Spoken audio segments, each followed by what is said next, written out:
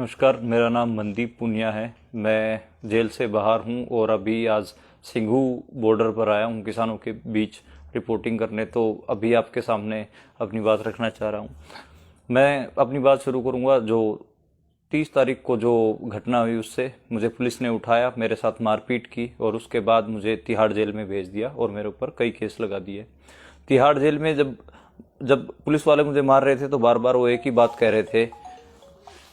जब पुलिस वाले मुझे मार रहे थे तो वो बार बार मुझे एक ही बात कह रहे थे कि अब तिहाड़ से रिपोर्टिंग करना, अब तिहाड़ से रिपोर्टिंग करना। तो अब तो मैं उनको कह रहा था कि मेरे घर वालों से मेरी बात करवा दे, तो वो लगातार अब तो घर वालों से तिहाड़ से ही बात करना। तो तिहाड़ में मुझे भेज दिया गया। वहां मैं जाता हूं तो मैं देखता हूं कि जो किसान थे, किसान भी वहां पर बहुत सारे बंद थे। मुझे जिस बैरक में रखा गया, जिस चक्की में रखा गया, वहां भी किसान ही थे।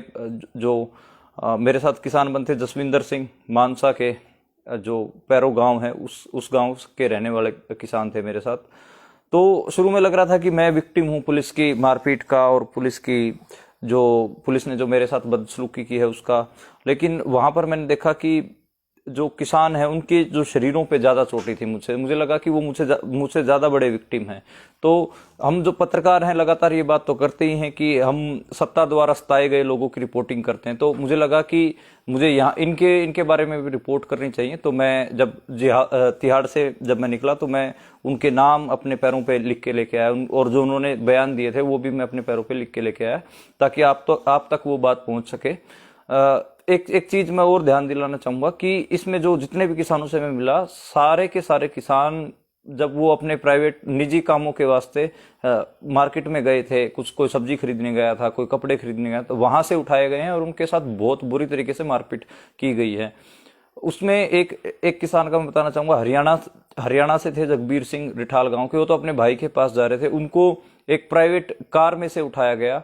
ऐसे ही जो बाबा जीत सिंह थे, बाबा जीत सिंह हरियाणा के जो मुख्यमंत्री हैं, उनके गांव में गुरुद्वारा है। उस गुरुद्वारे में ग्रंथी हैं। वो बुराड़ी मैदान में जो किसान थे उनको लंगर खिला रहे थे, उनको वहां से उठाया गया। 70 साल के हैं बाबा जीत सिंह। उनके शरीर पे भी चोटों के निशान थे। तो जितने भी किसान थे वो असल में उनकी हिम्मत पूरी कायम थी, उनके हौसले पूरे कायम थे। लेकिन वो थोड़े से चिंतित थे। उनको पता नहीं था कि उनके ऊपर कौन से केस लगाए हैं और क्यों लगाए हैं, क्योंकि वो सारे बेचारे मतलब अपने निजी कामों के लिए गए हुए थे बाहर। तो एक ये था। दूसरा मैं ये कहना चाहूंगा कि जो मेरे ऊपर जो हमला हुआ वो इस वजह से हुआ क्योंकि जो रिपोर्टिंग की थी मैंने एक दिन पहले, जिसमें मैंने बताया था कि जो बीजेपी के जो कार्यकर्ता थे उन्होंने किसानों के ऊपर पत्थर चलाए और पुलिस ने कैसे उनका साथ दिया। उस रिपोर्ट की वजह से पुलिस ने मुझे टारगेट किया और पुलिस लगातार ये कहते हुए मुझे पीट रही थी कि और करना रिपोर्टिंग, और बताना कि किसानों को कौन पत्थर चला रहा था। तो बिल्कुल टारगेटेड हमला था। लेकिन अभी मैं जितना लोगों ने साथ दिया, पत्रकारों ने साथ दिया और जितने भी किसान थे उन्होंने साथ दिया, उस वजह से अब मैं आप लोगों के बीच में हूं और दोबारा रिपोर्ट कर रहा हूं। रिपोर्टर का काम ग्राउंड जीरो से रिपोर्ट करना होता है, इसलिए आज मैं सिंघू पे आया हूं दोबारा और मेरा उत्साह दुगना है और मैं लगातार ऐसे ही रिपोर्ट करता रहूंगा। और इसमें मैं एक बात ये कहना चाहूंगा कि जिस सेंसिटिविटी से किसान आंदोलन को कवर करने की जरूरत है, रिपोर्ट करने की जरूरत है, उस सेंसिटिविटी से जो छोटे छोटे पत्रकार हैं हमारे जैसे और जो हरियाणा पंजाब के पत्रकार हैं वो बहुत अच्छे से काम कर रहे हैं। नेशनल मीडिया एक तरफ, जो गोदी मीडिया है वो किसानों को आतंकवादी और खालिस्तानी बता रहा है, तो दूसरी तरफ पंजाब हरियाणा के पत्रकार और जो अल्टरनेटिव मीडिया के पत्रकार हैं वो किसानों के बीच में रह के और किसानों का जो असली पक्ष दिखा रहे हैं। तो एक रिपोर्टर के लिए बहुत जरूरी है। जब मुझे जेल में ले जाया गया तो मैं और भी जो पत्रकार थे जो सही रिपोर्टिंग करने की वजह से जेलों में, उनके बारे में मेरे दिमाग में आया। और जो हाथरस केस में जो रिपोर्टिंग करने गए थे कप्पन सिद्दीकी साहब, उनको गिरफ्तार कर लिया गया था, उनके बारे में भी मेरे दिमाग में आया। 4 महीने से वो जेल में है। तो जितने भी पत्रकार हैं और जितने भी एक्टिविस्ट हैं जो जेलों में बंद हैं उनको रिहा किया जाना चाहिए। इसी संयुक्त किसान मोर्चे के स्टेज के पास से ही 2 जो मजदूर कार्यकर्ता थे जो इस किसान आंदोलन में शरीक थे, शामिल थे, उनको भी उठाया गया, शिव कुमार और नवदीप कौर।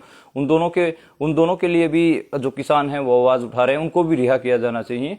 तो ये जो दिल्ली किसान आंदोलन है, इसमें सरकार खुद कह रही है कि उन्होंने 120 के करीब किसानों की गिरफ्तारी की है और वो गिरफ्तारी के बावजूद वो ये ड्रामा भी कर रही है कि जो हमारे दरवाजे बातचीत के लिए खुले हैं, ये कैसे दरवाजे खुले होना हो गया कि एक तरफ आप किसानों को गिरफ्तार कर रहे हैं, दीवारें ऊंची कर रहे हैं, सड़कों के ऊपर कीले लगा रहे हैं, सरिये लगा रहे हैं, और दूसरी तरफ आप कह रहे हैं कि बातचीत के दरवाजे खुले हैं। बातचीत के दरवाजे तब खुले मानते हम जो जितने भी किसान थे उनको बाइज्जत बरी किया जाए, उनको छोड़ा जाए जेलों से, और जो सड़कों के ऊपर इतने बड़े बड़े आपने पत्थर और सरिये लगा दिए उनको हटाया जाए, तब बातचीत संभव, जब बातचीत हो तो वो समझ में आता है।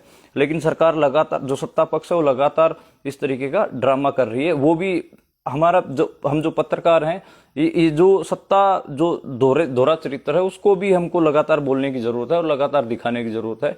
मैं बतौर पत्रकार आगे से किसान आंदोलन से रिपोर्ट करता रहूंगा और उसी सेंसिटिविटी से रिपोर्ट करता रहूंगा। धन्यवाद।